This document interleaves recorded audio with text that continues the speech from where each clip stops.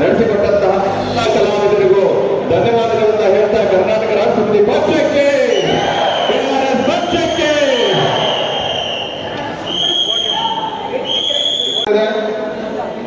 ದಯವಿಟ್ಟು ಶಿಸ್ತಿನಿಂದ ವರ್ತಿಸಿ.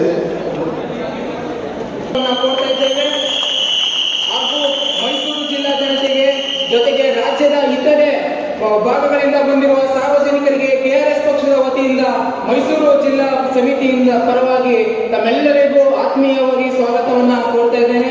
ಸ್ವಾಗತ ಭಾಷಣ ಮಾಡಲು ಅವಕಾಶ ಕೊಟ್ಟ ತಮ್ಮೆಲ್ಲರಿಗೂ ತುಂಬ ಹೃದಯದ ಧನ್ಯವಾದಗಳಲ್ಲಿ ನಾನು ಸ್ವಾಗತ ಭಾಷಣ ಮುಗಿಸ್ತಾ ಇದ್ದೀನಿ. ಜೈ ಹಿಂದ್, ಜೈ ಕರ್ನಾಟಕ ಮಾತು.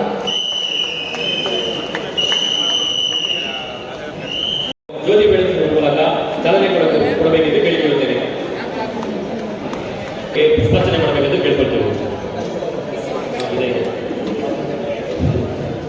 ಬಳ್ಳಾರಿ ಜಿಲ್ಲೆಯ SC/ST ಘಟಕದ ಪಾಯ ಗಣೇಶ್ರವರು ವೇದಿಕೆ ಮೇಲೆ ಬರಬೇಕಾಗಿ ತಮ್ಮಲ್ಲಿ ಮನವಿಯನ್ನು ಮಾಡ್ತೇನೆ. ರಾಜ್ಯ ಮತ್ತು ಜಿಲ್ಲೆ ರಾಜ್ಯ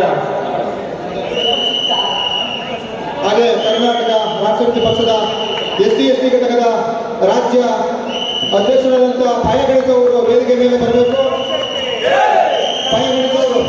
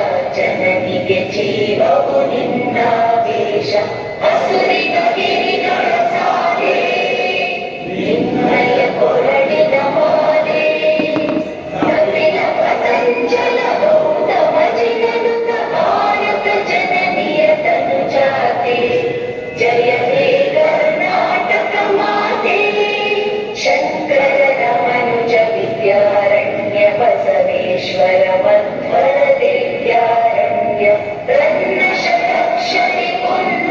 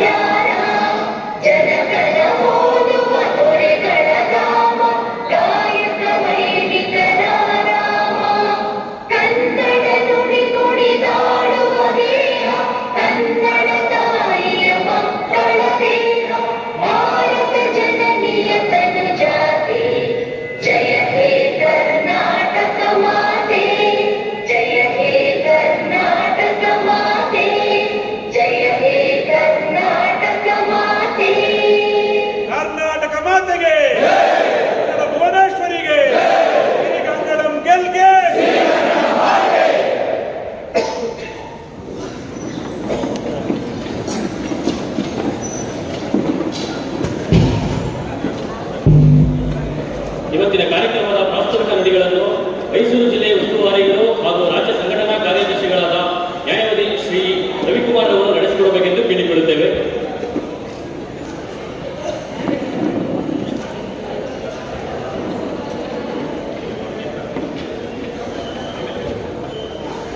ದಿವಂಗತ ನಾಡಯವಾದ ಶ್ರೀಯುತ ಲಿಂಗೇಗೌಡರನ್ನ ಸ್ಮರಿಸುತ್ತಾ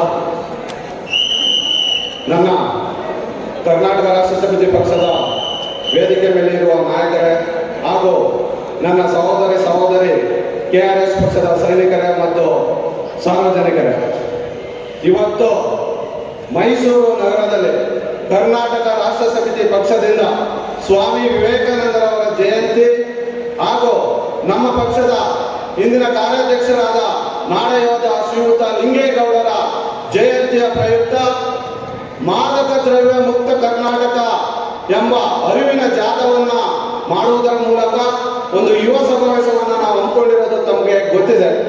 ಈ ವಿಚಾರವಾಗಿ ನಾನು ಪ್ರಾಸ್ತಾವಿಕ ನುಡಿಗಳಲ್ಲಿ ಸ್ವಾಮಿ ವಿವೇಕಾನಂದರವರ ಬಗ್ಗೆ ಹೇಳುವಂಥದ್ದು ನನ್ನ ನಾಯಕರು ಅದರ ಬಗ್ಗೆ ತುಂಬಾ ವಿವರವಾಗಿ ಹೇಳಲಿ. ಅದೇ ರೀತಿ ನಮ್ಮ ಕಾರ್ಯಾಧ್ಯಕ್ಷರ ಬಗ್ಗೆ ನಾವು ಹೇಳೋ ರೀತಿಯಾಗಿ ಸ್ವಾಮಿ ವಿವೇಕಾನಂದರು ಏನು ಹೇಳ್ತಿದ್ರು ಅದೇ ರೀತಿ ನಮ್ಮ ಲಿಂಗೇಗೌಡರು ಹೇಳ್ತಾ ಇದ್ರು. ಈ ಸದೃಢ ಭಾರತವನ್ನು ಕಟ್ಟಬೇಕಾದ್ರೆ ಯುವಕರ ಪಾತ್ರ ಏನು ಅನ್ನೋ ವಿಚಾರವನ್ನ ಗಂಟೆಗಟ್ಟಲೆ ಹೇಳ್ತಾ ಇದ್ರು. ನನಗೆ 4 ವರ್ಷ ಪರಿಚಯ ಆಗಿದ್ರು ಕೂಡ 100 ಗಂಟೆಗಳು ಅದನ್ನ ಹೇಳಿದ್ರು. ಇವತ್ತು ಮಾದಕ ದ್ರವ್ಯ ಮುಕ್ತ ಕರ್ನಾಟಕವನ್ನ ಕರ್ನಾಟಕ ರಾಷ್ಟ್ರ ಸಮಿತಿ ಪಕ್ಷ ಈ ಯುವ ದಿನದಂದು ಆಯ್ಕೆ ಮಾಡಿಕೊಂಡಿರುವುದೇ ಒಂದು ಅತ್ಯಮೂಲವಾದಂತಹ ಒಂದು ಪ್ರಬುದ್ಧವಾದ ಒಂದು ಕಾರ್ಯಕ್ರಮ. ವಿಚಾರ ಇಷ್ಟೇ, ನಾನು ಮಾದಕ ದ್ರವ್ಯ ಮತ್ತು ಉದ್ಯೋಗದ ವಿಚಾರದಲ್ಲಿ ಯುವ ಜನರಿಗೆ ಸಿಗಬೇಕಾದಂತಹ ಹಕ್ಕುಗಳೇನು, ಮಾದಕ ದ್ರವ್ಯದಿಂದ ಆಗ್ತಾ ಇರುವ ದುಷ್ಪರಿಣಾಮವನ್ನ ಯಾವ ರೀತಿ ತಡೆಗಟ್ಟಬೇಕು ಅನ್ನೋ ವಿಚಾರಗಳಲ್ಲಿ ನಾನು ಮಾತನಾಡೋದಕ್ಕೆ ಇಷ್ಟಪಡ್ತಿದ್ದೀನಿ. ಮಾದಕ ದ್ರವ್ಯ ಮುಕ್ತ ಕರ್ನಾಟಕ ತಮಗೆ ಗೊತ್ತಿರ್ಬೋದು. ಡ್ರಗ್ಸ್, ಗಾಂಜಾ, ಅಫೀಮು ಇದು ನಿನ್ನೆ ಮೊನ್ನೆಯಿಂದ ಇರುವಂತದ್ದಲ್ಲ, ನಮ್ಮ ರಾಜ್ಯದಲ್ಲಿ ಇರುವಂತದ್ದಲ್ಲ, ನಮ್ಮ ದೇಶದಲ್ಲಿ ಇರುವಂತದ್ದಲ್ಲ, ನಮ್ಮ ವಿಶ್ವದಲ್ಲೇ ಇರುವಂತಹ ಒಂದು ದೊಡ್ಡ ಮಾರಕವಾದ ಸಮಸ್ಯೆ. ಆದ್ರಿಂದ ಈ ಮಾದಕ ದ್ರವ್ಯ ನಿಯಂತ್ರಣಕ್ಕೆ ಒಳ್ಳೆಯ ಕಾನೂನುಗಳು ನಮ್ಮ ರಾಜ್ಯದಲ್ಲಿ ಇರ್ಬೋದು, ನಮ್ಮ ದೇಶದಲ್ಲಿ ಇರ್ಬೋದು. ಆದ್ರೆ ಶೇಂಗಾ ಮಾರಾಟ ಮಾಡ್ತಿರಲ್ಲ, ದಯವಿಟ್ಟು ನಾವು ಸ್ವಲ್ಪ ಹೊರಗಡೆ ಕಳಿಸಿ. ನೀವು ಶಿಶು ಸಮಿತಿಯವರು ಒಳಗಡೆ ಬಿಡ್ಬೇಕಾದ್ರೆ ದಯವಿಟ್ಟು ನೋಡ್ಕೋಬೇಕು. ಶೇಂಗಾ ದಯವಿಟ್ಟು ಎಲ್ಲ ತಿಂದು ಗಲೀಜ್ ಮಾಡ್ಬೇಡ್ರಪ್ಪ, ಕಳ್ಸೋಣ ಅವ್ರ ಆಚೆಗೆ. ಶೇಂಗಾ ಕಡ್ಲೆಕಾಯಿ ಮಾಡ್ತಿರೋ ಆಚೆ ಕಳಿಸಿ, ಒಬ್ಬರಾಗಿ ಸಾಕು. ಇದು ದಯವಿಟ್ಟು ಒಬ್ಬರೋಗಿ ಲೆಫ್ಟ್ ಸೈಡ್ ಅವ್ರು ಅಲ್ಲೇ ಇದೆ, ನಿಮ್ಮ ಜಾಗದಲ್ಲಿ ಇರೋರು ನೀವೇ ಇರಿ. ದಯವಿಟ್ಟು ಯಾರು ಒಳಗಡೆ ತಿಂದು ಕಾಲ ಹತ್ರ ಹಾಕೋತಿದ್ದು ಈಗ ಪವಿತ್ರವಾದ ಸ್ಥಳ. ದಯವಿಟ್ಟು ಹಿಂದಿನವರು ಅದನ್ನ ನೋಡ್ಕೋಬೇಕು, ಮೈಸೂರವರು ದಯವಿಟ್ಟು. ಆ ರೀತಿ ಇವತ್ತು NDPS ಆಕ್ಟ್ 1985 ಬಂತು. ಹಿಂದೆನೂ ಕೂಡ danger of drugs act, excise act ಎಲ್ಲವೂ ಇತ್ತು ನಮ್ಮ ದೇಶದಲ್ಲಿ. ಇವತ್ತು ಕೂಡ ಡ್ರಗ್ಸ್ ನಿಷೇಧ ಇದೆ ಈ ದೇಶದಲ್ಲಿ, ಈ ರಾಜ್ಯದಲ್ಲಿ.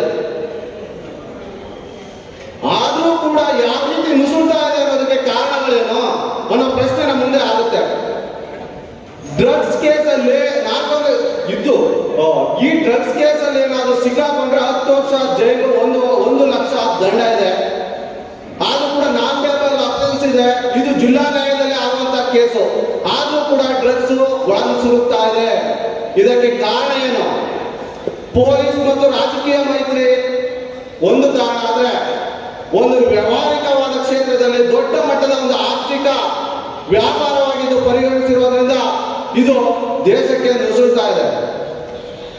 ಈ ಮಾದಕ ದ್ರವ್ಯ ಯಾವ ರೀತಿ ಯುವ ಜನರನ್ನ ಕೊಲ್ಲುತ್ತೆ ಅಂತ ಹೇಳಿದ್ರೆ, ಮೊದಲು ಅವನ ಸಂಪೂರ್ಣ ವೈಯಕ್ತಿಕ ಜೀವನವನ್ನ ಕುಗ್ಗಿಸುವುದರ ಜೊತೆಗೆ ಸಾರ್ವಜನಿಕ ಜೀವನದಲ್ಲಿ ಅವನಿಗೆ ಸಿಗಬೇಕಾದಂತಹ ಗೌರವವನ್ನು ಕಳ್ಕೊಂಡು, ಸ್ಥಾನಮಾನವನ್ನು ಕಳ್ಕೊಂಡು, ಜೀವನ ಮಟ್ಟವನ್ನು ಸುಧಾರಿಸಿಕೊಳ್ಳಬೇಕಾದಂತಹ ಉದ್ಯೋಗ, ಮದುವೆ, ಇನ್ನಿತರ ಎಲ್ಲಾ ಅವಕಾಶಗಳನ್ನು ಆತ ಕಳ್ಕೊಳ್ತಾನೆ. ಇವತ್ತು ಮಾದಕ ದ್ರವ್ಯ ಎಗ್ಗಿಲ್ಲದೆ ನಡೀತಾ ಇದೆ. ಇವತ್ತು 2025 ಮೇ ಒಳಗಡೆ 247 ಜನಕ್ಕೆ ಮಾತ್ರ ಅದರಲ್ಲಿ ಶಿಕ್ಷೆ ಆಗುತ್ತೆ. 5,000 ಪ್ರಕರಣದಲ್ಲಿ 247 ಪ್ರಕರಣದಲ್ಲಿ ಅವ್ರಿಗೆ ಶಿಕ್ಷೆ ಆಗುತ್ತೆ. 10 ದಿನದ ಒಳಗಡೆ ಅವ್ರಿಗೆ ರಕ್ತ ಮಾದರಿಯನ್ನು ಟೆಸ್ಟ್ ಮಾಡಿ ಕಳಿಸ್ಬೇಕು ಅಂತಾರೆ. ಯಾವುದೇ ರೀತಿಯ ಸರಿಯಾದ ತನಿಖೆ ಚಾರ್ಜ್ ಶೀಟ್ ನಡೆದೇನೆ ಅವರು ಹೊರಗಡೆ ಬರ್ತಾ ಇದ್ದಾರೆ. ಅದಕ್ಕೆ ಕುಮ್ಮಕ್ಕು ರಾಜಕೀಯ ಪಕ್ಷವೇ ಆಗಿರುತ್ತೆ. ಇವತ್ತು ಅವರಿಗೆ ಹಣ ಎಣ್ಣವನ್ನು ಹಂಚ್ತಾ ಇರುವಂತವ್ರು ಯಾರು? ಮದ್ಯ ವ್ಯಸನಿಗಳು, ಮಾದಕ ದ್ರವ್ಯ ವ್ಯಸನಿಗಳು. ಆದ್ರಿಂದ ಪೊಲೀಸ್ ವ್ಯವಸ್ಥೆ ಮತ್ತು ರಾಜಕೀಯ ವ್ಯವಸ್ಥೆ ಒಂದು ಕಠಿಣ ನಿಲುವನ್ನ ತೆಗೆದುಕೊಂಡಾದ್ರೆ ಶಾಸಕಾಂಗದಲ್ಲಿ ಕೇವಲ ಕಾನೂನುಗಳು ರೂಪಿತವಾಗಲೇ ಸಾಧ್ಯವಿಲ್ಲ. ಕಾರ್ಯಾಂಗದ ಅಧಿಕಾರಿಗಳು ಅದನ್ನ ನಿಯಂತ್ರಣದ ಜವಾಬ್ದಾರಿಯನ್ನು ಹೊತ್ಕೋಬೇಕು. ಆದ್ರೆ ಇವತ್ತಿನ JCB ರಾಜಕಾರಣಿಗಳು ಮದ್ಯ, ಮಾದಕ ದ್ರವ್ಯ ಮತ್ತೇರಿಸುವ ನಾರಿಯರಿಲ್ಲದೆ ಅವರು ಯಾವುದೇ ಕೆಲಸವನ್ನು ಮಾಡ್ತಾ ಇಲ್ಲ. ಇದಕ್ಕೆ ಮೂಲವಾದ ಕಾರಣನೇ ಅವರು. ಈ ರೀತಿಯ ಒಂದು ವಿಚಾರವನ್ನ ಜನರಿಗೆ ಅವರು ಅರಿವು ಕಾರ್ಯಕ್ರಮವನ್ನು ಕೊಡುವಂತ ಕಾರ್ಯಕ್ರಮವನ್ನು ಇಡ್ತಾ ಇದ್ದಾರೆ. ಇಲ್ಲ, ಇವತ್ತು ಅವ್ರಿಗೆ ಬೇಕಾಗಿದೆ. ಕೃಷಿ ಸಚಿವ ಒಬ್ಬ ಹೇಳ್ತಾನೆ ಇದು ವಿಶ್ವ ಸಮಸ್ಯೆ ಅಂತ ಹೇಳ್ತಾನೆ. ಅದೇ ರೀತಿ ಈ ರಾಜ್ಯದ ಮುಖ್ಯಮಂತ್ರಿ ಹೇಳ್ತಾರೆ, ಪೊಲೀಸ್ ಇಲಾಖೆ ಒಂದು ಕಾರ್ಯಕ್ರಮದಲ್ಲಿ ಅಧಿಕೃತವಾಗಿ ಹೇಳ್ತಾರೆ, ತಮ್ಮ ತಪ್ಪನ್ನು ಹೇಳ್ತಾರೆ. ಪೊಲೀಸ್ನವ್ರು ನೀವು ಬಿಟ್ಟು ಕಳಿಸ್ತೀರಿ, ನಿಮ್ಗೆ ಗೊತ್ತು ಅದನ್ನ ಡ್ರಗ್ಸ್ ಸಪ್ಲೈ ಆಗುತ್ತೆ ಅಂತ ಮೊದಲು ನಿಮ್ಗೆ ಗೊತ್ತು ಅಂತ ಹೇಳ್ತಾರೆ. ಆದ್ರೆ ಇವರು ರಾಜಕೀಯ ಅಧಿಕಾರಕ್ಕೆ ಯಾಕೆ ಬಂದ್ರು? ಇವರ ಮನೆಗಳಲ್ಲೇ ಈ ರೀತಿಯ ಸಮಸ್ಯೆಗಳಾಗಿ ಜೀವವೇ ಬಲಿ ಹೋಗಿದೆ. ಬೆಲ್ಜಿಯಂನ ಬ್ರಿಜೆಸ್ ನಗರದಲ್ಲಿ ಅರಗತ್ತಲೆ ಪಾರ್ಟಿಯಲ್ಲಿ ಬಲಿಯಾದವರು ಯಾರು? ನಿಮ್ಮ ಮಕ್ಕಳೇ ಸ್ವಾಮಿ, ನಿಮ್ಮ ಮಕ್ಕಳೇ ಬಲಿಯಾಗಿದ್ದು. ಆದ್ರೆ ಇವತ್ತು ನೀವು ಅದು ಅಂತಾರಾಷ್ಟ್ರೀಯ ಸಮಸ್ಯೆ, ರಾಷ್ಟ್ರೀಯ ಸಮಸ್ಯೆ ಅಂತ ಕುಂತ್ಕೊಂಡ್ರೆ ನಿಮ್ಮ ಮಕ್ಕಳೇ, ಶ್ರೀಮಂತರ ಮಕ್ಕಳೇ ಅಧಿಕೃತವಾಗಿ ಜಾಸ್ತಿ ಜನ ಬಲಿಯಾಗ್ತಾ ಇರೋದು. ಇವತ್ತು ಬಡವರ ಮಕ್ಕಳು, ನಾಳೆ ನಿಮ್ಮ ಮಕ್ಕಳು ಎಲ್ಲರೂ ಕೂಡ ಬೀದಿಯಲ್ಲಿ ಹೆಣ ಹಾಕ್ತಾರೆ. ಈ ವಿಚಾರದಲ್ಲಿ ಒಂದು ತಿಳ್ಕೊಳ್ಳಿ, ಮದ್ಯವನ್ನ ನಿಯಂತ್ರಿಸಬಹುದು, ಮದ್ಯ ವ್ಯಸನಿಗಳನ್ನ ನಿಯಂತ್ರಿಸಬಹುದು. ಆದರೆ ಮಾದಕ ದ್ರವ್ಯ ವ್ಯಸನಿಗಳನ್ನ ನಿಯಂತ್ರಿಸೋದು ಕಷ್ಟ. ದಯವಿಟ್ಟು ಈ ವಿಚಾರದಲ್ಲಿ ನಾವು ಅರಿವು ಕಾರ್ಯಕ್ರಮವನ್ನು KRS ಪಕ್ಷ ಕೊಡ್ತಾ ಇದೆ. ಆದ್ರಿಂದ ನಾವು ಮಾದಕ ದ್ರವ್ಯ ಮುಕ್ತ ಕರ್ನಾಟಕವನ್ನಾಗಿ ನಾವು ಮಾರ್ಪಾಡು ಮಾಡೋಣ ಅಂತ ಹೇಳ್ತಾ ಆ ವಿಚಾರವಾಗಿ ನಾನು ತಿಳಿಸ್ತಾ, ಅದೇ ರೀತಿ ಇವತ್ತು ಉದ್ಯೋಗದ ಸಮಸ್ಯೆ. ಇವತ್ತು 2 ಕೋಟಿ ಉದ್ಯೋಗ ತರ್ತೀನಿ ಅಂತ ಕೇಂದ್ರ ಸರ್ಕಾರದ ಪ್ರಧಾನಮಂತ್ರಿ ಅವರು ಹೇಳಿದ್ರು. ಉದ್ಯೋಗ ತಂದ್ರ ಇಲ್ಲ. 3 ಲಕ್ಷ ಸರ್ಕಾರಿ ಉದ್ಯೋಗ ಖಾಲಿ ಇದೆ. ಉದ್ಯೋಗ ಕೊಡ್ತೀವಿ ಅಂತ ಭರವಸೆ ಈಡೇರಿಸಲಿಲ್ಲ ಅಂತೇಳಿ ಒಂದು ಪಕ್ಷವನ್ನು ಇನ್ನೊಂದು ಪಕ್ಷ ಟೀಕಿಸ್ತು. ಇವತ್ತು 3 ಲಕ್ಷ ಉದ್ಯೋಗವನ್ನ ರಾಜ್ಯ ಸರ್ಕಾರ 3 ವರ್ಷ ಆಗಿದ್ರು ಈಗ ತುಂಬಾ ಇಲ್ಲ. ಯಾವ ಪಕ್ಷಗಳು ಸಾಮಾಜಿಕ ಭದ್ರತೆ, ಸಾಮಾಜಿಕ ನ್ಯಾಯದ ವಿಚಾರದಲ್ಲಿ ಇವತ್ತು ಯುವಕರಿಗೆ ಯುವ ನಿಧಿಯ ಆಸೆಯನ್ನ ಒಡ್ಡಿ ಯುವ ನಿಧಿಯ ಆಸೆಗೆ, ಹಣದ ಆಸೆಗೆ ಸಾಲಲ್ಲಿ ನಿಲ್ಲಿಸ್ತಾ ಇಲ್ಲ ಹೊರತು ಉದ್ಯೋಗವನ್ನ ಕೊಡ್ತಾ ಇಲ್ಲ. ಉದ್ಯೋಗವನ್ನ ಸೃಷ್ಟಿಸಿದ್ರು ಕೂಡ ಅವರು ಉದ್ಯೋಗ ಭದ್ರತೆಯ ಕಾನೂನುಗಳನ್ನ ಸರಿಯಾಗಿ ತರಲಿಲ್ಲ. ಈಗ ಮೊನ್ನೆ 4 ಕಾನೂನುಗಳು ಬಂತು ಕೇಂದ್ರ ಸರ್ಕಾರದಿಂದ. 44 ಕಾನೂನುಗಳ ಬದಲಾಗಿ 4 ಕಾನೂನುಗಳು ಬಂತು. ಎಲ್ಲಿದೆ ಉದ್ಯೋಗ ಭದ್ರತೆ? ಇವತ್ತು ಗಿಗ್ ವರ್ಕರ್ಸ್, ಜೊಮ್ಯಾಟೊ ಈ ರೀತಿಯ ಗಿಗ್ ವರ್ಕರ್ಸ್ ಬರ್ತಾರೆ, ಪ್ಲಾಟ್ಫಾರ್ಮ್ ವರ್ಕರ್ಸ್ ಬರ್ತಾರೆ, ಸ್ವಿಗ್ಗಿ ಅಂತ ವರ್ಕರ್ಸ್ ಬರ್ತಾರೆ. ಅವ್ರಿಗೆ ಯಾವುದೇ ESI, EPF ವ್ಯವಸ್ಥೆಗಳನ್ನ ಮಾಡ್ಕೊಡ್ಲಿಲ್ಲ ಕೇಂದ್ರ ಸರ್ಕಾರ.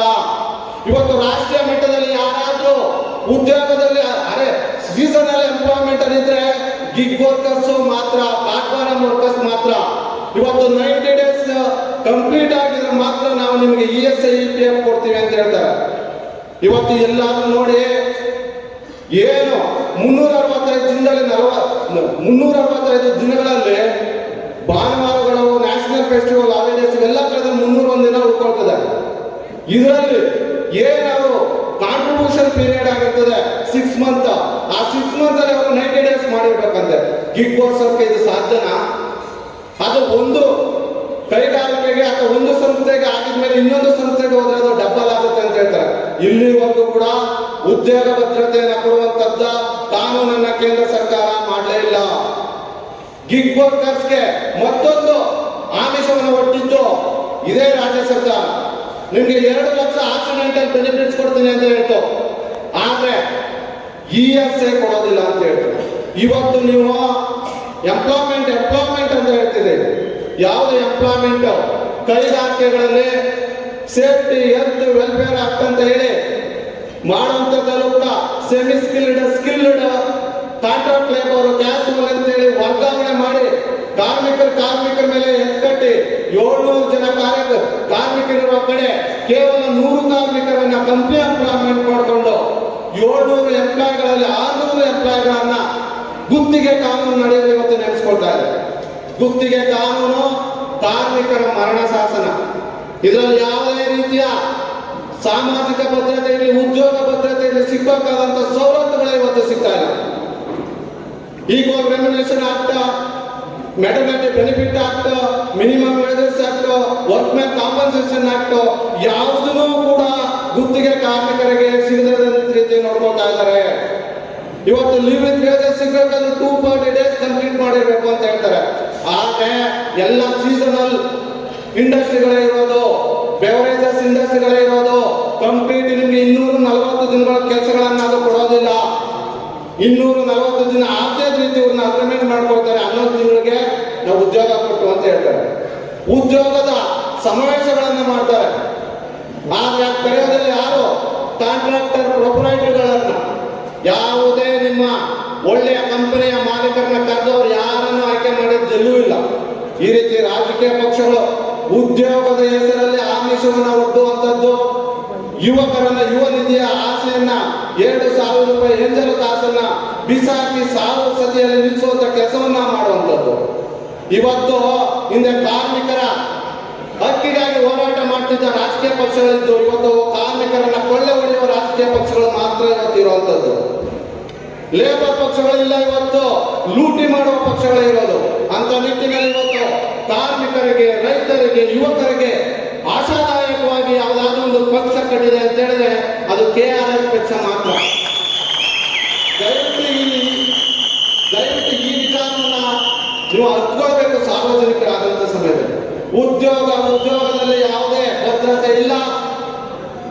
ಕೇಂದ್ರ ಸರ್ಕಾರದಿಂದ ಸಾಮಾಜಿಕ ಭದ್ರತೆ ಇಲ್ಲ, ರಾಜ್ಯ ಸರ್ಕಾರದಿಂದ ಸಾಮಾಜಿಕ ನ್ಯಾಯವಿಲ್ಲ. ಕೇವಲ ಮತಗಳಿಗೆ ಗಳಿಸುವುದ ಉದ್ದೇಶಕ್ಕಾಗಿ ಇವತ್ತು ಈ ಕಾರ್ಯಕ್ರಮಗಳನ್ನ ಹೊಸ ಕಾನೂನುಗಳನ್ನ ತಂದು 12 ಗಂಟೆಗಳ ಕಾಲ ದುಡಿಸ್ಕೊಳ್ಳುವಂತ ವ್ಯವಸ್ಥೆ ಇರೋದು. ಇವತ್ತು ಯುವಕರು 4 ತಿಂಗಳು ಬಿಗ್ ಬಾಸ್ ನೋಡ್ತಾರೆ. ಹೌದು, 4 ತಿಂಗಳು ಬಿಗ್ ಬಾಸ್ ಗಳನ್ನ ನೋಡುವಂಥದ್ದು, 4 ತಿಂಗಳು IPL ಆಡುವಂಥದ್ದು, 1 ತಿಂಗಳು ವ್ಯಾಲೆಂಟೈನ್ ಡೇ, 1 ತಿಂಗಳು ನ್ಯೂ ಇಯರ್ ಸೆಲೆಬ್ರೇಷನ್ ಅಂತೇಳಿ ದಿನಕ್ಕೆ 4 ಅವರ್ ರೀಲ್ಸ್ ನೋಡ್ತಾ ಕಾಲ ಕಳೀತಿದ್ದೀವಿ. ದಯವಿಟ್ಟು ಇದ್ರ ಬಗ್ಗೆ ಒಂದು ಧ್ವನಿಯನ್ನು ಎತ್ತುವಂತ ಕೆಲಸವನ್ನ KRS ಪಕ್ಷ ಮಾಡ್ತಾ ಇದೆ. ದಯವಿಟ್ಟು ಇದಕ್ಕೆ ನೀವು ಸಪೋರ್ಟ್ ಮಾಡಿ ಅಂತ ಹೇಳ್ತಾ ಈ ದಿನ ನನಗೆ ಈ ಅವಕಾಶ ಮಾಡಿಕೊಟ್ಟ ನಮ್ಮ ಮೈಸೂರಿನ ಜಿಲ್ಲಾ ಸಮಿತಿಗಳಿಗೆ ನಾನು ಅಭಿನಂದನೆಗಳನ್ನು. ತಮ್ಮ ಪ್ರಾಸ್ತಾವಿಕ ನುಡಿಗಳೊಂದಿಗೆ ಯುವ ಜನತೆ ಹೇಗೆ ಮಾದಕ ವ್ಯಸನಿಗಳಾಗುತ್ತಿದ್ದಾರೆ ಹಾಗೂ ಅದರಿಂದ ಹೇಗೆ ತಮ್ಮ ಭವಿಷ್ಯವನ್ನು ಹಾಳು ಮಾಡಿಕೊಳ್ತಾ ಇದ್ದಾರೆ ಅಂತ ಎಲ್ಲರಿಗೂ ತಿಳಿಸಿಕೊಟ್ಟ ನ್ಯಾಯವಾದಿ ಶ್ರೀ ರವಿಕುಮಾರ್ ಅವರಿಗೆ ಧನ್ಯವಾದಗಳು. ಈ ಕಾರ್ಯಕ್ರಮವನ್ನು ಉದ್ಘಾಟಿಸಿದ ನಮ್ಮ ಪಕ್ಷದ ಗೌರವ ಅಧ್ಯಕ್ಷರಾದ ಶ್ರೀಯುತ ರವಿಕೃಷ್ಣಾರೆಡ್ಡಿ ಅವರು ಈ ಕಾರ್ಯಕ್ರಮದ ಕುರಿತು ತಮ್ಮ ಅನಿಸಿಕೆಗಳನ್ನು ತಿಳಿಸಬೇಕೆಂದು ಕೇಳಿಕೊಳ್ಳುತ್ತೇವೆ.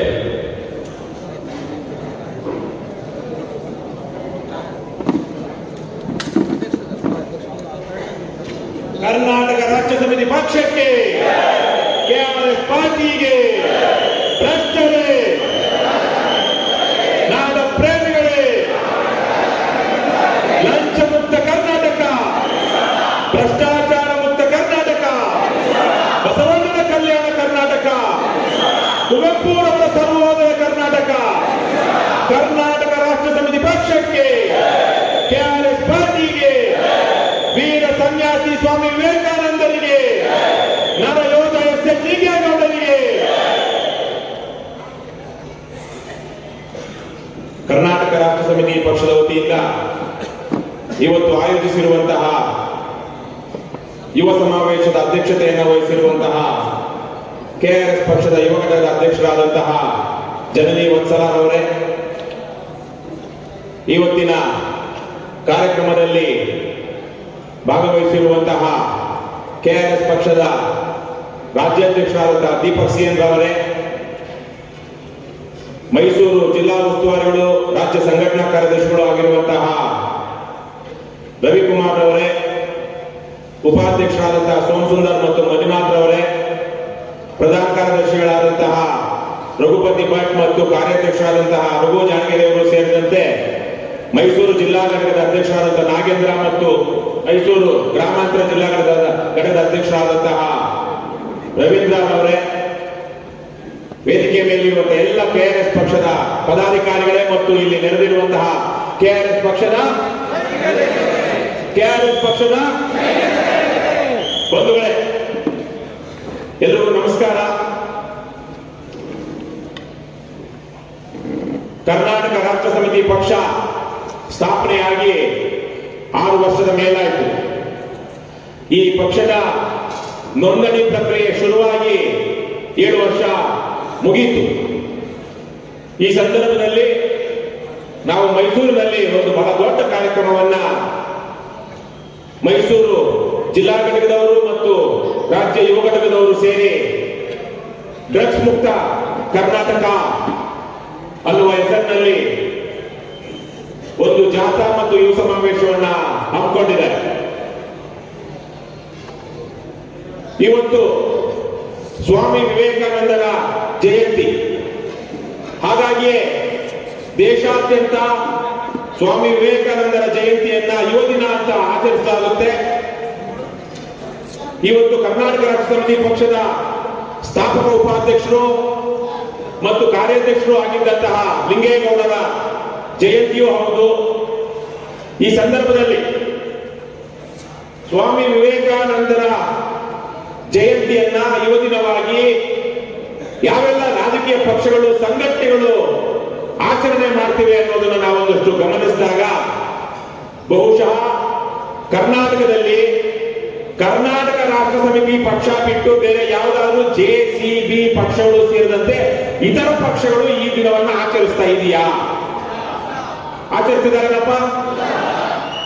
ಅನೇಕ ಜನ ಸನ್ಯಾಸಿಗಳ ವೇಷದಲ್ಲಿರುವಂತಹ ಕಲಿಮರೆಲ್ಲ ಇರುವಂತಹ ಬರೋ ಭಾರತ್ ಮಾತಾ ಕೀ ಅದನ್ನು ಹೇಳ್ಕೊಂಡು ದೇಶ ಎಲ್ಲ ರಾಜಕಾರಣ ಮಾಡ್ತಿರುವಂತ ಪಕ್ಷದವರು ಇವತ್ತೇನಾದ್ರು ಕಾರ್ಯಕ್ರಮ ಮಾಡ್ತಿರೋದು ನೋಡಿದೀರಾ? ಇಲ್ಲ. ಆದರೆ ವಿವೇಕಾನಂದರು ಒಬ್ಬ ಸನ್ಯಾಸಿ. ಎಂತಹ ಸನ್ಯಾಸಿ? ವೀರ ಸನ್ಯಾಸಿ. ಬಹುಶಃ 1,000-2,000 ವರ್ಷಗಳ ಭಾರತದ ಇತಿಹಾಸದಲ್ಲಿ ವಿವೇಕಾನಂದರಷ್ಟು ನಮ್ಮ ಪರಂಪರೆಯಲ್ಲಿರುವ ಲೋಪದೋಷಗಳ ಬಗ್ಗೆ ಮಾತನಾಡಿ ಯುವ ಜನರನ್ನ ಎಚ್ಚರಿಸಿ ಈ ಭಾರತದ ನೆಲದಲ್ಲಿ ಒಂದು ಸತ್ಯ, ನ್ಯಾಯ, ಅಹಿಂಸೆ, ಧರ್ಮ ನೆಲೆಗೊಳ್ಳಬೇಕು ಅಂತ ಮಾತನಾಡಿದಂತಹ ಇನ್ನೊಬ್ಬ ಧೀರ ವೀರ ಸನ್ಯಾಸಿಯನ್ನ ನಾವು ನೋಡಿಲ್ಲ. ಹಾಗಾಗಿ ಅನೇಕ ಸಂತರು, ಸನ್ಯಾಸಿಗಳು ಬಂದರು ಹೋದರು, ಜನ ನೆನಪಿಟ್ಟಿರುವುದು ವಿವೇಕಾನಂದರನ್ನು. ಕೇವಲ 39 ವರ್ಷ ಅವರು ಬದುಕಿದ್ದು. ಆದರೆ ಅವರು ಹೇಳಿದಂತಹ ಮಾತುಗಳು, ಕೊಟ್ಟಂತಹ ಪ್ರೇರಣೆ ಭಾರತಕ್ಕೆ ಬಹಳ ದೊಡ್ಡದು. ಆಗಲೂ ಇತ್ತು, ಈಗಲೂ ಮುಂದುವರಿತಿದೆ. ಒಂದು ಸಂತೋಷದ ವಿಚಾರ ಏನು ಅಂದ್ರೆ, ರಾಮಕೃಷ್ಣ ಪರಮಹಂಸರ ಬಗ್ಗೆ, ವಿವೇಕಾನಂದರ ಬಗ್ಗೆ ಬಹಳ ಅತೀವವಾದ ಅಭಿಮಾನ, ಗೌರವ, ಒಂದು ರೀತಿಯ ಭಕ್ತಿ ಎಲ್ಲವೂ ಇದ್ದಂತಹ ಕನ್ನಡಿಗರ ಕುಲನಾಯಕರಲ್ಲಿ ಅಗ್ರಗಣ್ಯರಲ್ಲಿ ಒಬ್ಬರಾದಂತಹ ಯಾರು ಕುವೆಂಪುರವರ ಕರ್ಮಭೂಮಿಯಲ್ಲಿ ಇವತ್ತು ನಾವು ವಿವೇಕಾನಂದರ ಜಯಂತಿಯನ್ನ, ಯುವ ಸಮಾವೇಶವನ್ನ ಆಚರಣೆ ಮಾಡ್ತಿರೋದು ಬಹಳ ಸಂತೋಷದ ವಿಚಾರ ಮತ್ತು ಅದು ಸೂಕ್ತವಾದದ್ದು ಅಂತ ನನಗೆ ಅನಿಸ್ತಿದೆ. ಅವರು ವಿವೇಕಾನಂದರಷ್ಟು ಭಾರತದ ದರಿದ್ರರ ಬಗ್ಗೆ, ಬಡವರ ಬಗ್ಗೆ ಮಿಡಿದಂತಹ ಇನ್ನೊಬ್ಬ ಸನ್ಯಾಸಿ ನಾವು ಕಂಡಿಲ್ಲ.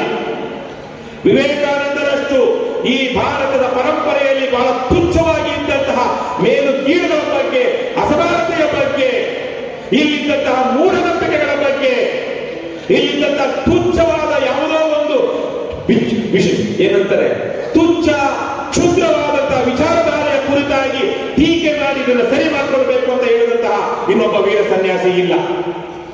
ಅವರಿಂದ ಪ್ರೇರಣೆ ಪಡೆದುಕೊಂಡಂತಹ 100,000 ಜನ ಇವತ್ತು ಆಧುನಿಕ ಭಾರತವನ್ನು ಕಟ್ಟೋದಿಕ್ಕೆ ಕಾರಣೀಭೂತರಾಗಿದ್ದಾರೆ.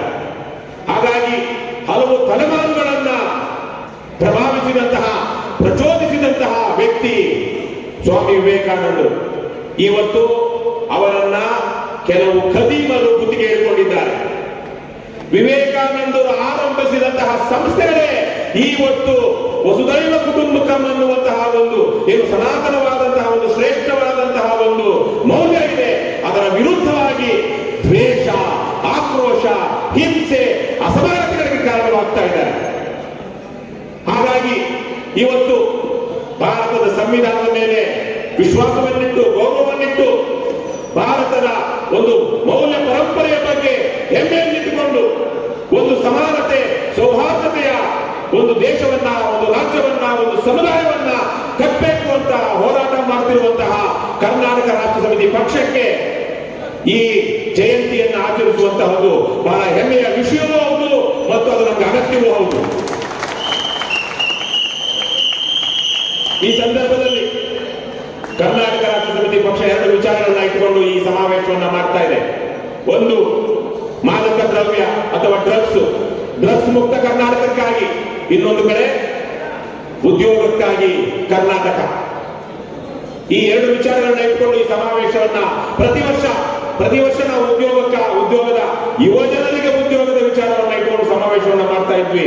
ಇವತ್ತು ಅದರ ಜೊತೆಗೆ ಡ್ರಗ್ಸ್ ಮುಕ್ತ ಕರ್ನಾಟಕ ಮಾಡಬೇಕು ಅನ್ನುವಂಥ ವಿಚಾರವನ್ನು ಇಟ್ಕೊಂಡು ಈ ಸಮಾವೇಶ ಮಾಡ್ತಿದ್ದೀವಿ.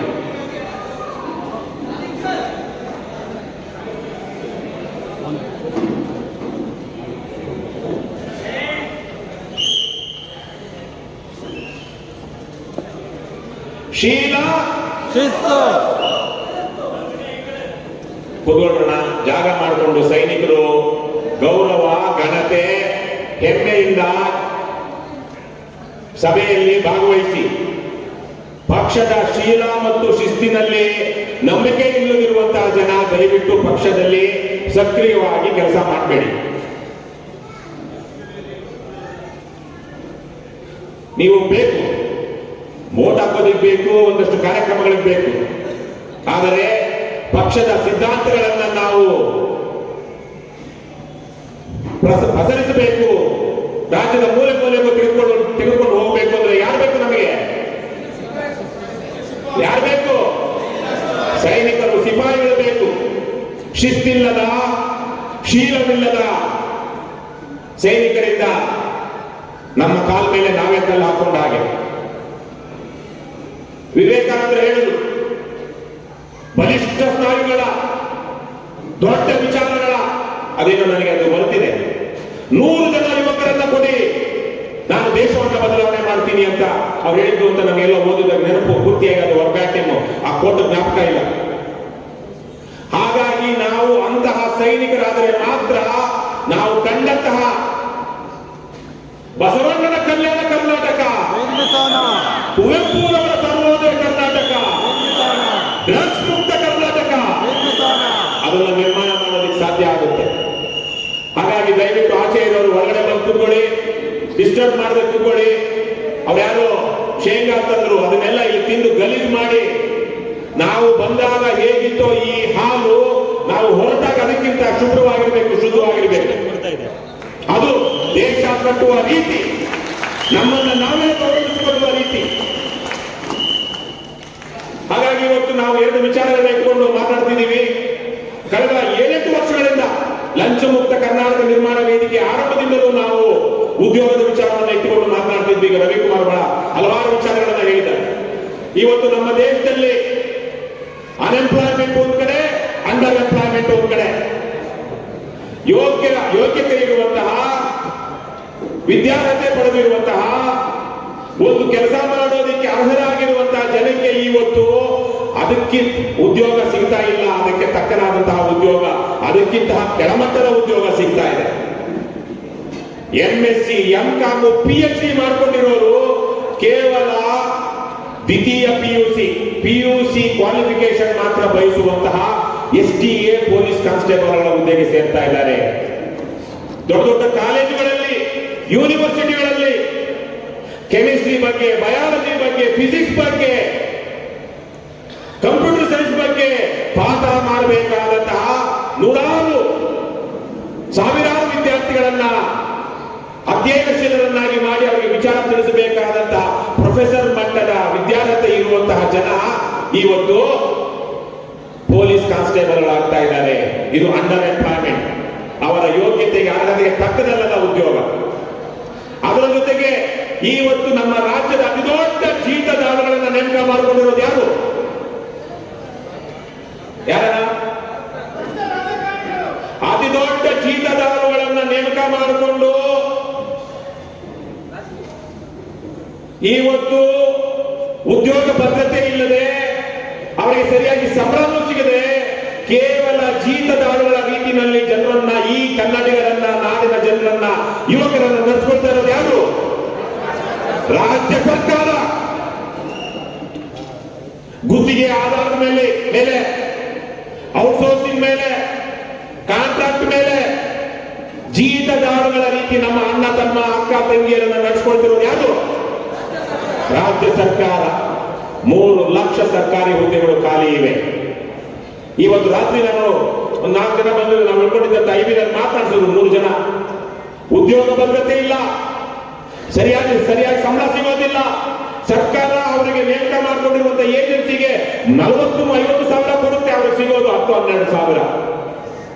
ಹಿಂದೆ ಊರುಗಳಲ್ಲಿ ಜಮೀನ್ದಾರರು, ಪಾಳೆಗಾರರು ಅಥವಾ ಬೇರೆ ಬೇರೆ ಮುಂದುವರಿದ ಅಥವಾ ಮೇಲು ಅಂತ ಏನಂತಿರೋ ಆ ಸಮುದಾಯಗಳ ಜಮೀನಿದ್ದಂತಹ ಜನ ಬಡವರನ್ನ, ದಮನಿತರನ್ನ ಜೀತದಾರರಾಗಿ ಜೀತಕ್ಕೆ ನೇಮಕ ಮಾಡಿಕೊಳ್ತಾ ಇದ್ರು.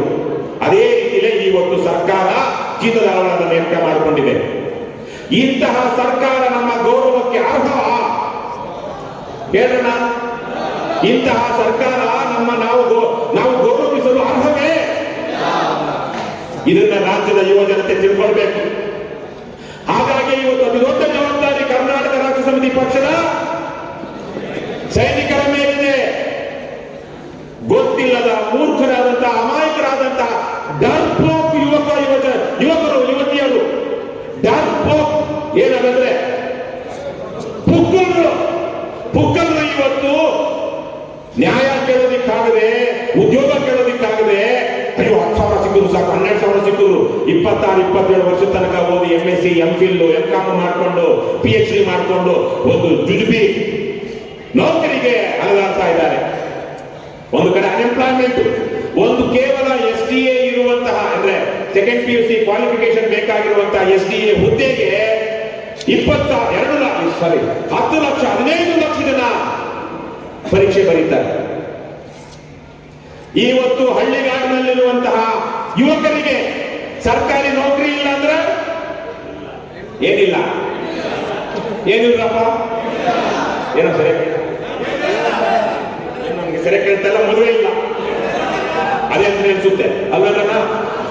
ಒಂದು ದೊಡ್ಡ ಸಾಮಾಜಿಕ ಸಮಸ್ಯೆ ಇದು. ಅದೆಲ್ಲದನ್ನ ಮರೆಯೋದಿಕ್ಕೆ ಇವತ್ತು ಹಳ್ಳಿಗಳಲ್ಲಿ ಭ್ರಷ್ಟ ರಾಜಕಾರಣಿಗಳು ಬಂದು 18, 19, 20 ವರ್ಷ ಆಗಿರುವಂತಹ ಯುವಕರನ್ನ ಗುರಿ ಇಟ್ಕೊಂಡು ತೀರ್ಥ ದೀಕ್ಷೆ ಕೊಡ್ತಾ ಇದೆ. ಏನ್ ದೀಕ್ಷೆ? ತೀರ್ಥ ದೀಕ್ಷೆ ಕೊಡ್ತಾ ಇದೆ. ನಿಮ್ಮ ಸುತ್ತಮುತ್ತ ಸ್ನೇಹಿತರನ್ನ ನೋಡಿ, ನೆಂಟರನ್ನ ನೋಡಿ, ಅವರು ಮೊದಲ ಸಲ ಎಣ್ಣೆ ಎಲ್ಲಿ ಹೊಡಿತಾನೆ ಅಂದ್ರೆ ಎಲೆಕ್ಷನ್ ಟೈಮಲ್ಲಿ ಅವ್ರಿಗೆ ಅಭ್ಯಾಸ ಮಾಡಿಸಲಾಗಿರುತ್ತೆ. ಅಲ್ಲಿ ಎಣ್ಣೆ ಅಭ್ಯಾಸ ಮಾಡಿ ಮನೆಗೆ ಬಂದು ಅಮ್ಮನ್ನ, ಅಪ್ಪನ್ನ ಹೊಡೆದು ಬಡಿದು ದುಡ್ಡು ತಗೊಂಡೋಗಿ ಇವತ್ತು ಚಟದಾಸರಾಗಿದ್ದಾರೆ. ಅದ್ರ ಜೊತೆಗೆ ಹಿಂದೆ ಎಲ್ಲ ನಾವು ಹಳ್ಳಿಲಿಂದ ನೋಡ್ತಿದ್ವಿ, ಯಾವ್ದೋ ಮಠ ಅನ್ನೋ ಹೆಸರಲ್ಲೋ ಅಥವಾ ಯಾವ್ಯಾವ್ದೋ ಸೊಂದಿಲ್ಲೋ, ಯಾವುದೋ ಹುಣಸೆ ತೋಪಲ್ಲೋ, ಸೊಂದಿ ಗೊಂದಿಲಿ ಯಾರೋ ಎಲ್ಲೆಲ್ಲೋ ಸಿಕ್ಕಿದ್ರೆ ಹಾದಿ ಕೆಟ್ಟವರು, ಬೀದಿ ಒಂದು ರೀತಿನಲ್ಲಿ ಏನು ಮನೆ ಬಿಟ್ಟವರು, ಅಯೋಗ್ಯರು, ಅಧಮರು ಏನು ಹೊಡಿತಿದ್ರು?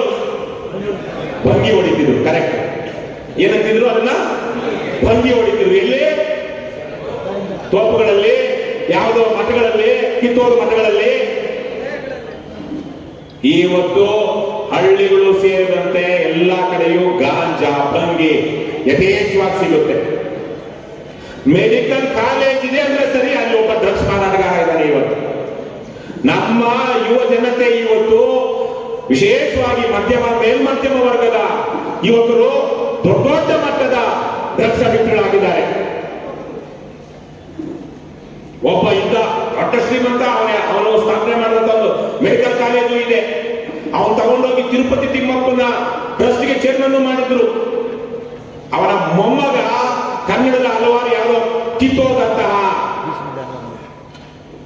ಕೆಲವು ಕದಿಮರ ಜೊತೆ ಸೇರ್ಕೊಂಡು ಕೆಲವು ಏನು ಹೀರೋಗಳು ರಾಜಕಾರಣಿಗಳ ಮಕ್ಕಳ ಜೊತೆ ಹೋಗಿ ಡ್ರಗ್ಸ್ ತಗೊಂಡು ಬೆಂಗಳೂರಲ್ಲಿ ಆಕ್ಸಿಡೆಂಟ್ ಮಾಡ್ಕೊಂಡ. ಆ ಒಬ್ಬ ಸಾರಾಯಿ ಕಾಂಟ್ರಾಕ್ಟರ್ ಈಗ ಆತನ ಮಗ ಮತ್ತು ಸೊಸೆ ಜೈಲಲ್ಲಿದ್ದಾರೆ. ಇಂತಿಂತ ಶ್ರೀಮಂತರೆಲ್ಲ ಅವರ ಮಕ್ಕಳು ಮೊಮ್ಮಕ್ಕಳು ಸಮಾಜಕ್ಕೆ ಆಸ್ತಿ ಆಗ್ತಾ ಇಲ್ಲ, ಸಮಾಜ ಕಂಟಕರಾಗ್ತಾ ಇದ್ದಾರೆ. ಹಾಗಾಗಿ ಇವತ್ತು ಇಂತಹ ಒಂದು ಡ್ರಗ್ಸ್ ಅನ್ನುವಂತಹ ಒಂದು ಹುಡುಗನ್ನ ನಾವು ನಿಲ್ಲಿಸಲಿಲ್ಲ ಅಂದ್ರೆ ಮುಂದಿನ ದಿನಗಳಲ್ಲಿ ನಮ್ಮ ಬಹುತೇಕ ಯುವಕರಿಗೆ, ಯುವತಿಯನ್ನು ಬಿಟ್ಬಿಡೋಣ, ಯುವಕರಿಗೆ ಮಕ್ಕಳು ಹುಟ್ಟಿಸೋದಿಕ್ಕೆ ಬೇಕಾದಂತ ದೈಹಿಕ ಸಾಮರ್ಥ್ಯವೇ ಇಲ್ಲದಂಗಾಗ್ಬಿಡುತ್ತೆ. ತಂಬಾಕು ನಿರಂತರವಾಗಿ ತಂಬಾಕು ಹಾಕಿದ್ರೆ, ನಿರಂತರವಾಗಿ ಎಣ್ಣೆ ಹೊಡೆದ್ರೆ, ಡ್ರಗ್ಸ್ ತಗೊಂಡ್ರೆ ಅವರಿಗೆ ಮದುವೆ ಆದ್ರೂ ಮಕ್ಕಳಾಗೋದಿಲ್ಲ. ಅವೆಲ್ಲ ಬಿಟ್ಟಿರೋರಿಗೆ ಎಲ್ಲ ಇದ್ದು ಇವತ್ತು ನಮ್ಮ ಸ್ಪರ್ಮ್ ಕೌಂಟ್, ಮನುಷ್ಯನ ಸ್ಪರ್ಮ್ ಕೌಂಟು ಕಳೆದ ಹಲವು ದಶಕಗಳಲ್ಲಿ ಕಡಿಮೆ ಆಗ್ತಾನೆ ಬರ್ತಾ ಇದೆ.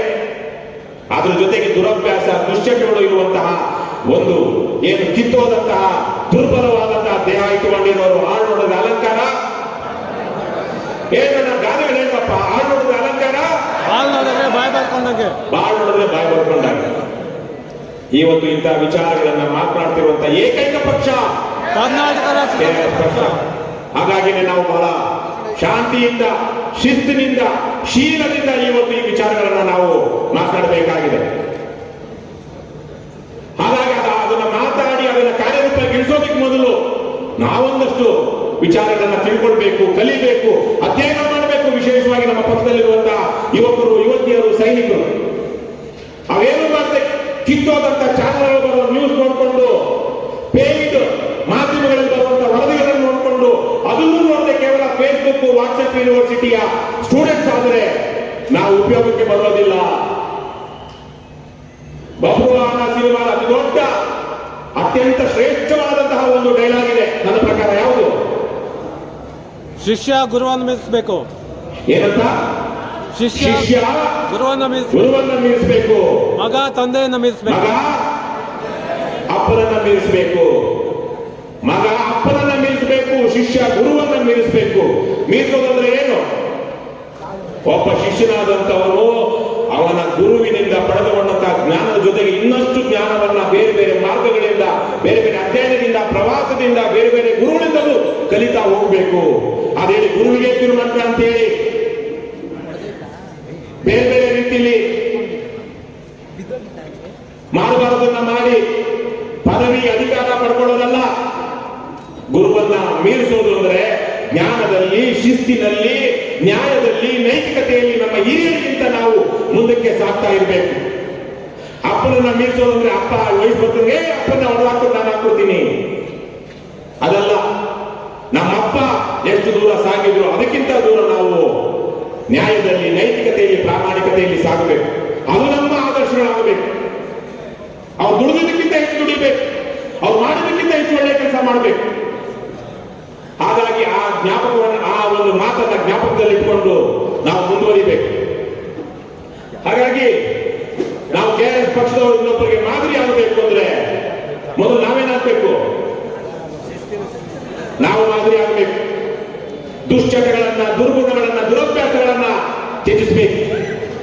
ಯಾವುದು ನಮ್ಮನ್ನ ಚಟದಾಸರನ್ನಾಗಿ ಮಾಡುತ್ತೋ, ನಮ್ಮ ದೇಹ ಮತ್ತು ಮನಸ್ಸಿಗೆ ಕೆಳಕು ಮಾಡುತ್ತೋ ಅಂತಹದನ್ನ ಪ್ರಜ್ಞಾಪೂರ್ವಕವಾಗಿ ನಾವು ತ್ಯಜಿಸ್ತಾ ಹೋಗ್ಬೇಕು. ಇವತ್ತು ನಾನು ಒಂದು ಸಂಕಲ್ಪ ಮಾಡಿದ್ದೀನಿ. ನಿಮಗೆಲ್ಲ ಗೊತ್ತಿರೋ ಹಾಗೆ 3 ವರ್ಷದ ಹಿಂದಿನ ತನಕ ನಾನು ಒಂದು 4-5 ವರ್ಷ ಕಾಫಿ ಟೀ ಎಲ್ಲ ಬಿಟ್ಟಿದ್ದೆ.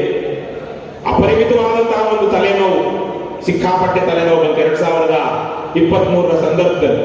ಮೊದಲೆಲ್ಲ ತಲೆನೋವು ಬಂದಾಗ ಕಾಫಿ ಕುಡಿದ್ರೆ ಸ್ವಲ್ಪ ಕಮ್ಮಿ ಆಗ್ತಾ ಇತ್ತು. ಹಾಗಾಗಿ ಮತ್ತೆ ಕಾಫಿ ಶುರು ಮಾಡ್ಕೊಂಡೆ. ಆದ್ರೆ ನನಗೆ ಬಂದಿದ್ದು BP. ಅವಾಗ ನಿಮ್ಗೆಲ್ಲ ಗೊತ್ತಿರೋ ಹಾಗೆ 1 ವರ್ಷ ಮನೆ ಬಿಟ್ಟು ನಮ್ಮ ಪಕ್ಷದ ಕಚೇರಿ ಹತ್ರ ಒಂದು ರೂಮ್ ಮಾಡ್ಕೊಂಡು ಅಲ್ಲಿ ವಾಸ ಮಾಡ್ತಾ ಇದ್ದೆ. ಬೇರೆ ಬೇರೆ ಕಾರಣಗಳಿಗೇನೋ BP ಬಂದ್ಬಿಡ್ತು. ನಮಗೆ BP ಬರುವಂತಹ ರೀತಿಯ ಮನಸ್ಥಿತಿನೇ ಇಲ್ಲ. ಸ್ವಲ್ಪ ದೈಹಿಕವಾಗಿ ಒಂಚೂರು ಆರೋಗ್ಯವಾಗಿ ವಾಕ್ ಮಾಡ್ಕೊಂಡಿದ್ದೆ. ಆದ್ರೆ BP ಬಂತು, ನನಗೆ ಗೊತ್ತಿಲ್ಲದೆ ಕಾಫಿ ಕುಡಿಯೋದಕ್ಕೆ ಶುರು ಮಾಡಿದೆ. ಇವತ್ತು ಕಾಫಿ ಟೀ ಎಲ್ಲ ನೋಡಿದ್ರೆ ಕಾಫಿ ತಗೊಂಡ್ರೆ ಟೀ ಕೊಡ್ಸೋಣ ಅಂತಿರ್ತೀನಿ. ಈ ಹೊತ್ತಿನಿಂದ ಈಗಿನಿಂದ ನಾನು ಕಾಫಿ ಟೀ ಬಿಟ್ಟಿದ್ದೀನಿ. ನಂಗೆ ಅದೊಂದೇ ಸ್ವಲ್ಪ ಚಟಾನ ತರಕ್ಕಿದ್ದಿತ್ತು. ಬಹಳ ಜನಕ್ಕೆ ಬಹಳ ವಿರಾಳ ಆಗಿರುತ್ತೆ. ಇಲ್ಲಿ ನಮ್ಮ ಮನೆಯವರು ಸುಪ್ರಿಯರು ಸೇರಿದಂತೆ ಮಾತೆತ್ತಿದ್ರೆ ಕಾಫಿ ಕೇಳ್ತಾ ಇದ್ದೆ ಮನೆಯಲ್ಲಿ. ಹಾಗಾಗಿ ಜೊತೆ ಬೇರೆ ಕಡೆ ಹೋದಾಗಲೂ ಪರವಾಗಿಲ್ಲ, ನಮ್ಮ ಗೌರವಾಧ್ಯಕ್ಷರು ಬಂದ್ರೆ ಅವ್ರಿಗೆ ಕಾಫಿ ಟೀನೂ ಬೇಕಾಗಿಲ್ಲ, ಇನ್ಮೇಲೆ ನಾವು ನಿರಾಳ ಅಂತ ಬಹಳ ಜನಕ್ಕೆ ಅನ್ಸಿರುತ್ತೆ ಅಲ್ವೇನ. ಆದ್ರೆ ಸ್ವಲ್ಪ ಜ್ಯೂಸ್ ಕೊಟ್ರೆ, ಏನಾದ್ರು ಮಜ್ಜಿಗೆ ಹಾಲು ಕೊಟ್ರೆ ಕುಡಿತೀನಿ. ವ್ಯವಸ್ಥೆ ಮಾಡಿ ಅದಕ್ಕೆ ಅಷ್ಟಕ್ಕಾದ್ರೂ. ಆಮೇಲೆ ಅದು ತರಲೇಬೇಕು ಅಂತಿಲ್ಲ, ಈಗಿಂದ ಬಿಟ್ಟೆ ನಾನು. ಆದರೆ ನನಗಿನ್ಯಾವುದು ಬೇರೆ ಎಣ್ಣೆ ಪಣ್ಣೆ ಬೇರೆ ಯಾವುದೂ ಅಭ್ಯಾಸ ಇಲ್ಲ. ಇರುವಂತವ್ರು ನನ್ನ ಜೊತೆಗಿದ್ದಾರೆ. ಕುವೆಂಪು ಅಂತ ನೆನಪಿಸ್ಕೊಳ್ತಾ ಒಂದು ಮಾತು, ಅವ್ರು ಹೇಳಿದ್ದು ಅಂತ ಒಂದು ಕೋಟ್, ಅದು ನಿಜವಾದ ಸುಳ್ಳು ಗೊತ್ತಿಲ್ಲ, ಎಲ್ಲೋ ಇದೆ ಅಂತ ನಮ್ಮ ಶ್ರೀನಿವಾಸ ಮೂರ್ತಿ ಹೇಳ್ತಿದ್ರು ಅನ್ಸುತ್ತೆ. ಸಿಗರೇಟ್ ಸಿಗೋದು ನಮಗೆ ಬೇಕಾದವರಿಗೆ, ನಮ್ಮ ಸ್ನೇಹಿತರಿಗೋ ನೆಂಟರಿಗೋ ಅಣ್ಣ ತಮ್ಮಂದ್ರಿಗೋ ಇನ್ನೊಬ್ಬರಿಗೋ ಸಿಗರೇಟ್ ಸೇರೋದನ್ನ ಬಿಡು ಅಂತ ಎಲ್ಲಿ ತನಕ ಹೇಳಬೇಕು ಅಂದ್ರೆ, ಎಲ್ಲಿ ತನಕ ಹೇಳ್ಬೇಕು? ಸಿಗರೇಟ್ ಸೇರೋದನ್ನ ಬಿಡು ಅಂತ ಎಲ್ಲಿ ತನಕ ಹೇಳ್ತೀಯಪ್ಪ ನೀನು? ಯಾರಿಗೆ ಆಗಲಿ, ತಮ್ಮನಿಗೆ ಆಗಲಿ ಬಿಡೋ ಅಂತ ಹೇಳ್ಬೇಕು. ನಾನು ಹೇಳ್ಕೊಟ್ಟಿದ್ದೀನಿ, ನೀನು ಸಿಗರೇಟ್ ಸೇದು ಬಿಟ್ಟಾದ್ರು ಸಿಗರೇಟ್ ಬಿಡು, ಬಿಡ್ಲಿಲ್ಲ ಅಂದ್ರೆ ನೀನು ಹಾಳಾಗಿ ಹೋಗು. ಇದೆಲ್ಲ ನಮಗೆ ಬೇಕಾದವರು ಆಪ್ತರು ಆತ್ಮೀಯರು ಇದ್ರೆ ಅವರು ಬಿಡೋ ತನಕ ನಾವು ಹೇಳ್ತಾನೇ ಹೋಗ್ಬೇಕು. ಹಾಗಾಗಿ ನಾವು ಮೊದಲು ಅವರ ಕೆಲವೊಂದನ್ನ ಬಿಡ್ತಾ ಹೋಗ್ಬೇಕು, ನಮಗೆ ಬೇಕಾದವ್ರನ್ನ ಕಾಪಾಡ್ಕೊಳ್ಬೇಕು. ಹಾಗಾಗಿ ನಾನು ಮಾತು ಮುಗಿಸೋದಕ್ಕೆ ಮೊದಲು ನಿಮ್ಮೆಲ್ಲರಿಂದ ಒಂದು ವಾಗ್ದಾನ ಪ್ರಮಾಣ ಮಾಡಿಸ್ಬೇಕು. ಯಾಕಂದ್ರೆ ನಾವು ಮಾದರಿ ಆಗಬೇಕು. ನಾವು ಮಾದರಿ ಆಗ್ತೀರ ಹೇಳೋದು ಏನು, ಹೇಳೋದು ಆಚಾರ, ತಿನ್ನೋದು ಬದನೆಕಾಯಿ, ಹೇಳೋದು ಪುರಾಣ, ಏನೋ ಒಂದು ಗಾದೆ ಇದೆಯಲ್ಲಪ್ಪ, ಹೇಳೋದು ವೇದಾಂತ, ತಿನ್ನೋದು ಬದನೆಕಾಯಿ,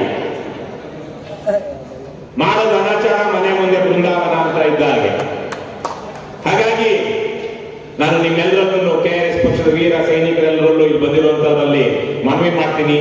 ದಯವಿಟ್ಟು ಎಲ್ಲರೂ ಎದ್ದು ನಿಂತ್ಕೊಂಡು ನಿಮ್ಮ ಹೃದಯದ ಮೇಲೆ ಕೈ ಇಟ್ಟುಕೊಂಡು ಒಂದು ಪ್ರಮಾಣ ವಚನವನ್ನ ತಗೊಳ್ಳಿ.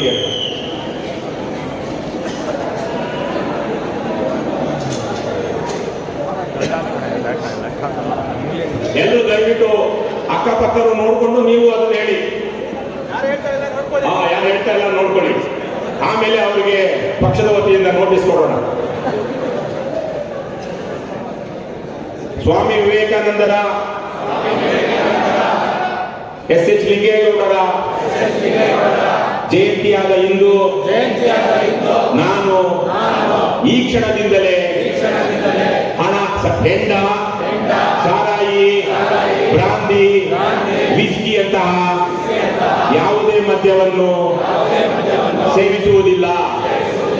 ಹಾಗೆಯೇ ತಂಬಾಕಿನ ಪುಡಿಯನ್ನಾಗಲಿ ಅಥವಾ ಬೀಡಿ ಸಿಗರೇಟ್ ಅನ್ನಾಗಲಿ ಸೇರುವುದಿಲ್ಲ, ಸೇವಿಸುವುದಿಲ್ಲ ಎಂದು ಸ್ವಾಮಿ ವಿವೇಕಾನಂದರ ಮತ್ತು ಲಿಂಗೇಗೌಡರ ಮೇಲೆ ಪ್ರಮಾಣ ಮಾಡಿ ವಾಗ್ದಾನ ನೀಡುತ್ತಿದ್ದೇನೆ. ಇದರ ಜೊತೆಗೆ ನನ್ನ ಆಪ್ತರಲ್ಲಿ ಯಾರಾದರೂ ಇಂತಹ ದುಶ್ಚಟಗಳನ್ನು ಹೊಂದಿದ್ದಲ್ಲಿ ಅವರನ್ನು ಕಾಡಿಸಿ, ಪೀಡಿಸಿ, ಪ್ರೀತಿಸಿ, ಒತ್ತಾಯಿಸಿ ಅವರನ್ನು ಆ ದುಶ್ಚಟಗಳಿಂದ ಪಾರು ಮಾಡಲು ಪ್ರಯತ್ನಿಸುತ್ತೇನೆ. ಆ ಮೂಲಕ ಡ್ರಗ್ಸ್ ಮುಕ್ತ ಕರ್ನಾಟಕವನ್ನು, ಮದ್ಯಮುಕ್ತ ಕರ್ನಾಟಕವನ್ನು, ಬಲಿಷ್ಠ ಸಮುದಾಯವನ್ನು ಕಟ್ಟಲು ನನ್ನ ಕೈ ಮೀರಿ, ಶಕ್ತಿ ಮೀರಿ, ಕಾಯ, ವಾಚ, ಮನಸ ಪ್ರಯತ್ನಿಸುತ್ತೇನೆ. ಎಲ್ಲರಿಗೂ ಶುಭವಾಗಲಿ. ಸರ್ವೇ ಜನ ಸುಖಿನೋ ಭವಂತು. ಸಮಸ್ತ ಸನ್ಮಂಗಲಾನಿ ಸಂತು. ಕರ್ನಾಟಕ ರಾಜ್ಯ ಸಮಿತಿ ಪಕ್ಷಕ್ಕೆ, KRS ಪಾರ್ಟಿಗೆ, ಸ್ವಾಮಿ ವಿವೇಕಾನಂದರಿಗೆ, ಎಸ್.ಎಚ್. ಲಿಂಗೇಗೌಡರಿಗೆ, ಭ್ರಷ್ಟರೇ, ನಾಡ ಪ್ರೇಮಿಗಳೇ, ಲಂಚ ಮುಕ್ತ ಕರ್ನಾಟಕ, ಭ್ರಷ್ಟಾಚಾರ ಮುಕ್ತ ಕರ್ನಾಟಕ, ಡ್ರಗ್ಸ್ ಮುಕ್ತ ಕರ್ನಾಟಕ, ಮಾದಕ ದ್ರವ್ಯ ಮುಕ್ತ